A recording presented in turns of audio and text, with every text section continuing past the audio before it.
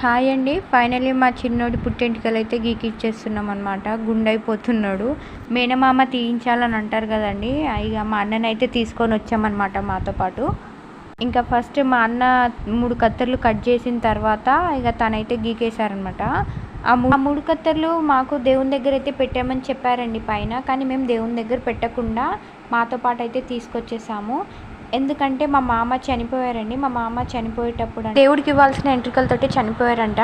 అందుకనే అప్పటి నుంచి మా అత్త వాళ్ళు ఎప్పుడైనా గుండు చేయించినా సరే పిల్లలకి ఎంట్రికలు అయితే తీసుకొని వస్తారంట అండి. వాటిని ఇంట్లో ఉంచేసుకుంటారంట. ఇది నేను ఎక్కడ వినలేదు, కానీ మా సైడ్ ఇలా ఉందంట. మరి నాకు కూడా తెలీదు. మా వాడు ఇంకా గుండు గీకేటప్పుడు ఎంత ఏడుస్తాడో ఎంత సతాయిస్తాడో అనుకున్నాం, కానీ చాలా సైలెంట్గా గీకిచ్చేసుకున్నాడు. వేరే పిల్లలైతే ఎంత మొత్తుకునే వాళ్ళో ఏమో. వాడికి వాళ్ళ డాడీ ఉంటే చాలండి, ఎవరున్నా లేకపోయినా. నేను కూడా అవసరం లేదు వాడికి.